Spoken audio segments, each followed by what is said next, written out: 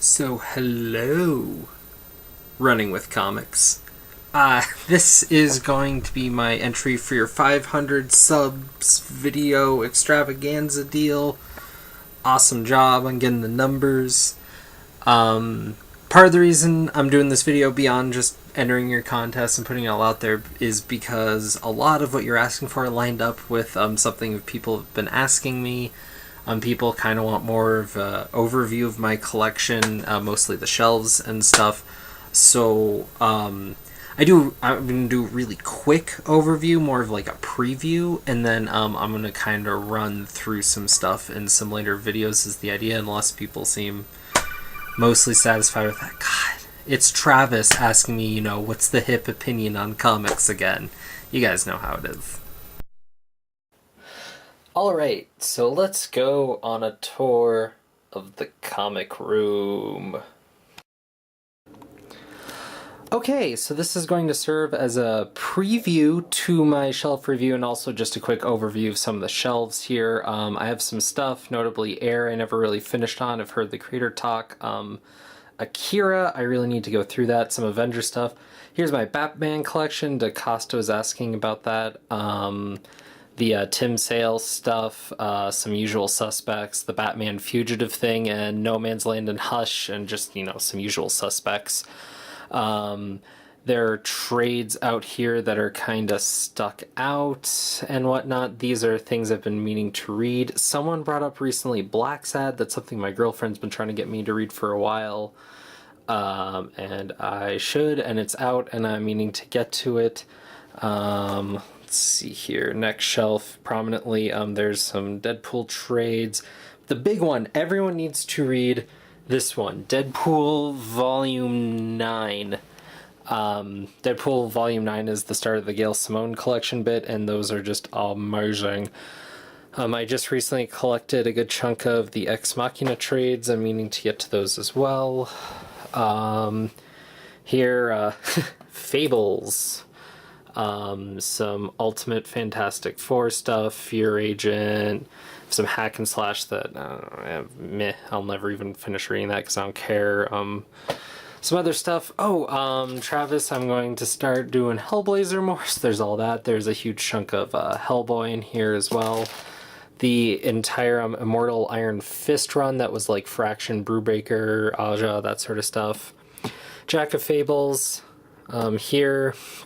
I just finished reading all this. This is kind of the 90s, 2000s JLA run.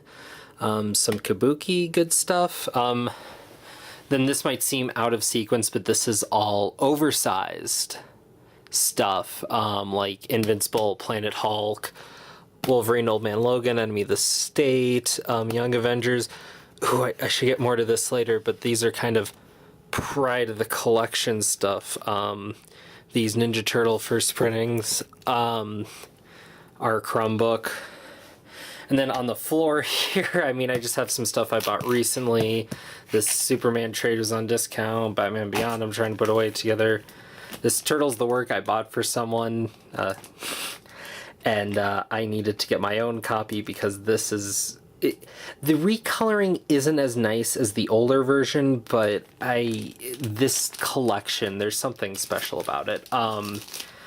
There's this little gem, the Treasury edition of Teenage Mutant Ninja Turtles 50, which leads into the City at War, which the poster should be up, but it's not yet. One of my favorite runs of comics of all time. Under here, this white box doesn't look impressive, neither does this one, but those are the Sandman oversized. Peter David's run on Ninja Turtles. There's a whole bunch of trades in this box that are just out of order stuff I got at cons or whatever, along with some Super Indian, some local comic ventures. The trade wall you don't see as much. Manhunter, Noir X-Men stuff that is very forgettable. I always remember it when I look at it and then promptly forget. Some Mega Man comics. I don't know if anyone reads any of that. Stuff I've been reading to read. This Mystique trade from Marvel, Will Eisner trade. Planetary I need to read again. Most of my Preach run, I have a friend borrowing a trade. Stop bitching at me, camera. I have some old Sandman trades, and there's a story to those. I mean, obviously here my Ultimate Spider-Man collection, and yes, my Superior Spider-Man collection. I'm caught up on all the trades now, and I don't know what to do to read more. This is my Strangers in Paradise. Oh, you can't see with the light, really. Strangers in Paradise trade collection. That is one of the gems of my collection. Some Stormwatch, it's no authority. My Transmit collection, another gem. Unwritten, solely because my girlfriend and Ghost Critic got me reading that. Walking Dead, I have up to volume 13. I don't remember it that well. Oh, and then here's a big deal. I need to get new shelves because, as you'll see, this bottom shelf here crashed one night, which was a hell of a fright. But in here I have mostly Y, The Last Man, and then X-related whatnot, mostly X-Factor and trades and Ultimate X-Men. And then over here is just another trade schluff. Some Razzle, some other stuff. Manga Man, if a few people have never read that. My Rocketeer collection from... I basically picked up because of the community. Some other stuff I haven't read. This Green Lantern thing, and this as Guardian Wars trade. I really need to get to reading all that. Here's some oversized stuff. The X-Men Universe Big Book and Spider-Man the Icon book. Some comic book history. Sirens. Not so much mine. Akira Club. If you are big on Akira art, that is a gorgeous collection. I have a Sandman thing, and then some of the stuff here. Ultimate Fantastic Four, collected again, I won that. Alright, then another shelf, some, you know, margin boards, some of this stuff, Channel Zero, Brianwood fans, just a pile of trades I've been meaning to get to, Orc Stain, Flashpoint, Slutty Spider-Man trades, some martial law, and then here's a lot of the weirder stuff. Alec the Ears Have Pants, Tricked, a Vampire Hunter D art book, some Concrete. I just didn't get into it so much. Haunt, 100 Bullets, Cable and Deadpool, The Sword and Girls. The Sword's so much better. I don't know why everybody read Girls instead. There you go. Arkham Asylum and Hush Returns. Two great Batman trades. And then just some other stuff. And oh god, Blankets and Zot. I've been meaning to read those forever, but for whatever reason I just don't. Some Cerebus Scalped and other stuff. And oh, here we go. Here's an entire pile of just local, like, Xerox published comics that I have from reading all those. My girlfriend has a bunch of manga in Japanese there. And if I pull back this is what I see when I'm talking to you guys, is just like from here. Here's my computer. Here's the camera I normally use. And just a box over here. And we pan over here. Box. This box is actually empty and I need to figure something out. Box over here in the shelves. Here's my comic book filing cabinet. And then in here is a whole nother deal where... Ooh.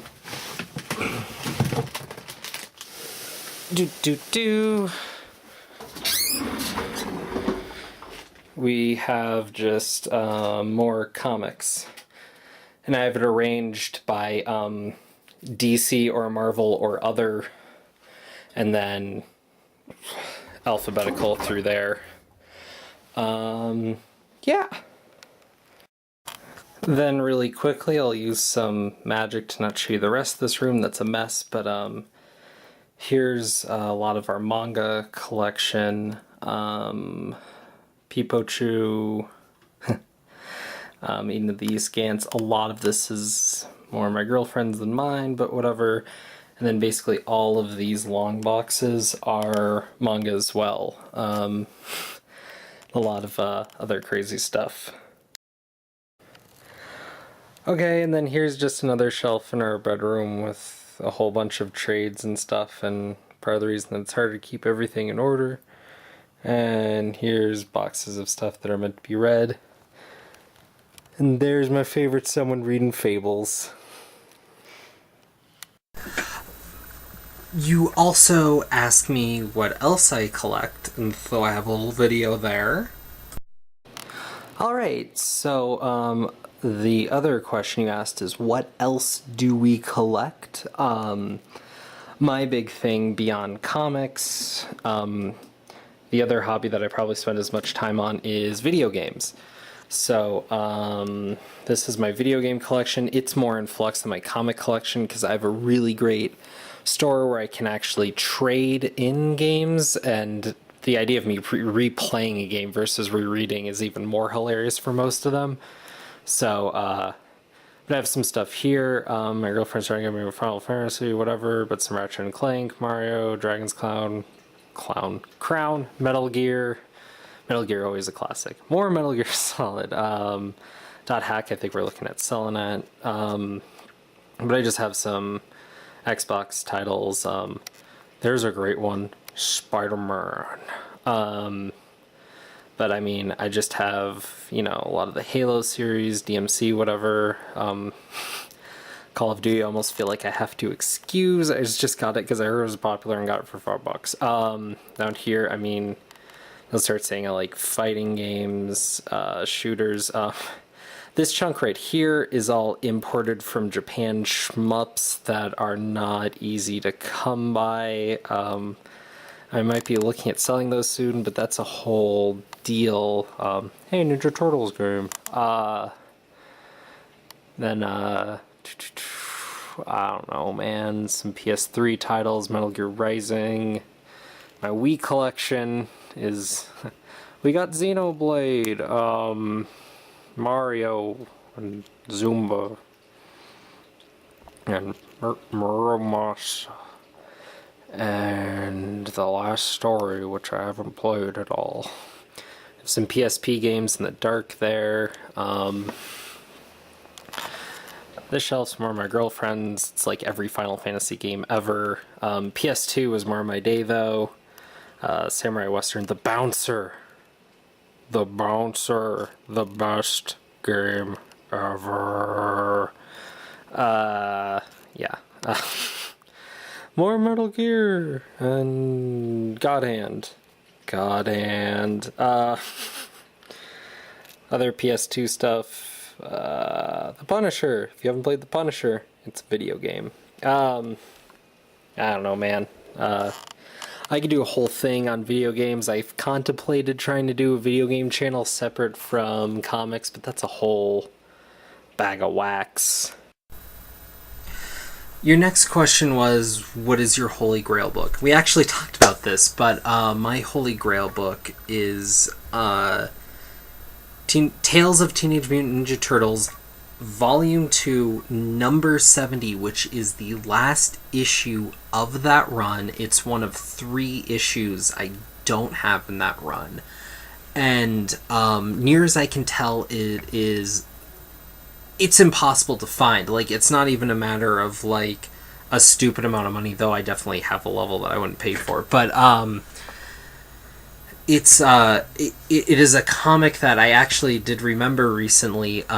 They being Mirage Publishing at the time, this was like the only book they were publishing at the time, was experimenting with going digital before digital was a thing. So what they do is you'd pay them a certain amount of money as a check, basically, or a cash order, and then they would send you a PDF. And that was how most of it was distributed. But if you paid a premium, you would get a print of the comic, and the print run was like 10,000 or something small for the demand. And pretty much the people who have it, I imagine, just have it, and they're not really in circulation at all.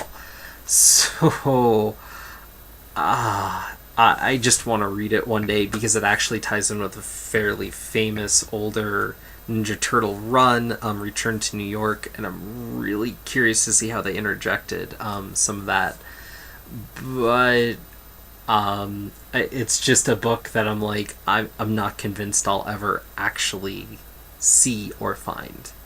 So that is my holy grail book. And I mean, I understand where a lot of people are coming from, and I mean, like, I hear, like, you know, I want Spider-Man 1, it's like some thousands of dollars to get a decent copy or whatever. Like, I get that thing, and I would not pay thousands of dollars for this comic, but it's like, that's not even an option if I was going to break down one day. Like, it's just not around. On that note, also, you asked if we can meet one writer at any convention. What would it be?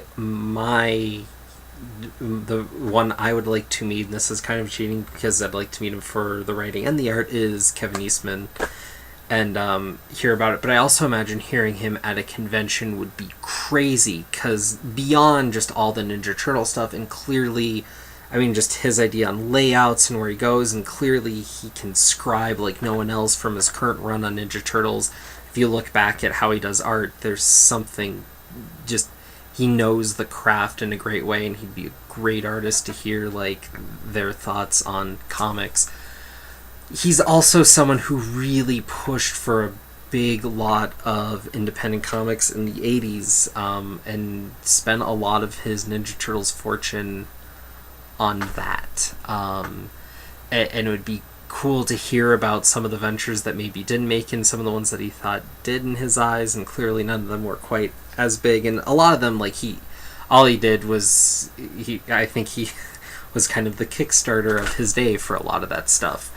And it would just be kind of cool to hear about his connections throughout the comic world and see how that all played in. And, like, for one, comic figures for like the era of comics that I think I still hold in a lot of reverence, like that is like one of the key players, and is someone who just loves the art form and loves in a way that more than any fan ever can. Like he's put his life into it in so many ways, and I just think it would be fascinating to hear the man speak. Artist is a little harder for me, because whereas it would be cool to be like, hey dude, I like your stuff, I don't really have as much that I'd want to hear or say to an artist necessarily. And for the most part, I'd be more afraid of anyone that I actually do like to kind of, you know, let me down, don't meet your heroes, that sort of deal. I mean, it would be really cool to see like Joe Madureira, but I don't know. But the one guy I actually would really like to meet and hear talk about what he did and what he did for the comics world is a man named Steve Oliff, who basically invented and mastered originally all the digital coloring techniques that are employed everywhere today, but he did so for a recoloring of Akira that was published by Epic, but Marvel, in its day, and is more or less forgotten. And because Dark Horse, I think it is, owns the rights and has that black and white one that's, it flips the right way and all that, and the manga-ness. But his coloring for this edition is something masterful, and was really the first digital coloring job done right. There was one thing that snuck in before it. Marvel quickly rushed out a Iron Man trade of some sort that was supposed to be all futuristic looking and stuff, and now it just looks like garbage. But it technically owns it for being rushed out there first. But the Akira one is an amazing work of art, and if you compare the black and white pages to the color, you can see the depth and the flavor and the emotion added in sheerly through digital coloring. And you start to understand when you compare that digital coloring, more what we expect from coloring today versus the coloring from years of yore, you really start to understand what a difference it is. And it's also actually interesting because that correlated to one of the bigger price jumps in comics, but I feel that price jump there, you understand why it was there and what you get from it, and the difference for what it made in comics, and I'd really like to hear the man speak. I've read a few write-ups and essays of his on the topic, and I'd like to hear more. So yeah, that's the artist I would love to meet. So yes, that's my video. No real expectations of winning whatever or anything, really. Just mostly wanted to put the video out there. I hope you and others enjoy, especially since some people were asking for what the bulk of this video is about. Also, if anyone happens to recognize or wants to talk any video game stuff, I'd also love to do that. It'd be cool to know someone who's into comics and video games like that, because then I could talk shop forever with you. So let me know, and yeah, peace out, guys.